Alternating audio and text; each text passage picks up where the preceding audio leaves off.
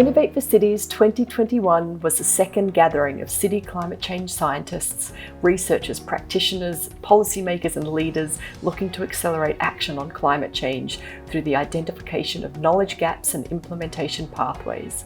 Over 5 days across all time zones, 7,000 participants discussed progress since Edmonton in 2018. Gaps and barriers to bridge the knowledge and implementation gap were discussed, alongside innovative ideas to accelerate urban climate action and implementation in the next few years.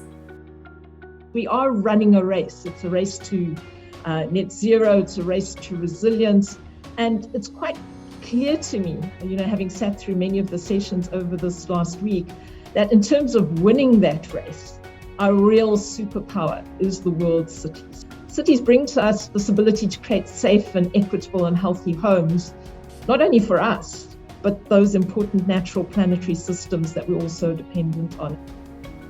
The conference took place online, presenting new or identifying missing knowledge from across the globe under the topics and cross-cutting issues of the previous conference in Edmonton. This year saw a new theme emerging: history and cultural heritage. Expert speakers discussed emerging research and innovation to address evidence gaps with regards to climate change. The cross-cutting nature of innovative action was a key feature of the conference, with themes like justice and equity, as well as health, scale and governance underpinning discussions. I think the false urban-rural divide is a false divide because these are metabolically linked systems. And I don't think it's actually to our advantage. And I think our divisional and classification structures are actually constructing bad politics for us. The type of challenge that we are facing cannot just be addressed by innovation on technology.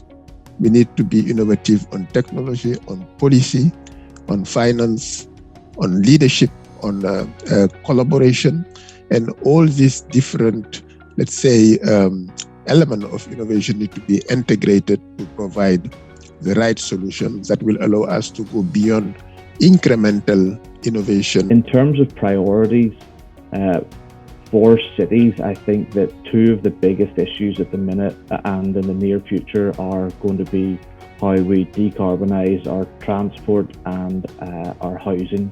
The Global Covenant will continue to draw practitioners, networks and cities together, not only to highlight gaps, but then also continuing to collectively work to identify, promote and roll out solutions to overcome those barriers and fill those gaps and to drive innovative new thinking and action. Now is the time to use all of that and to put those ideas, connections, thoughts and inspiration into the delivery of action on the ground.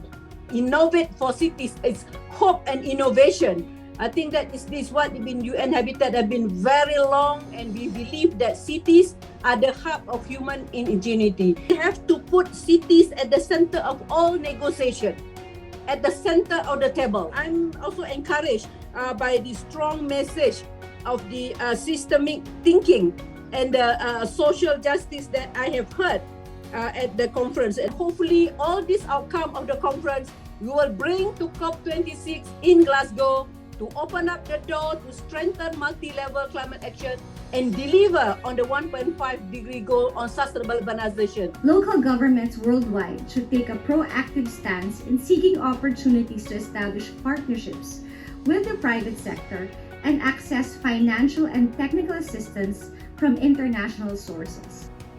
The Innovate4Cities conference will be a regular event with a mission to convene the latest innovation and research at the nexus of cities and climate change science to bridge critical knowledge gaps and accelerate urban climate action at the speed and scale required to meet and exceed the goals of the Paris Agreement. Actors across all sectors and levels of government are invited to join the Innovate4Cities movement and play a catalytic role in building a safe, sustainable and more resilient world.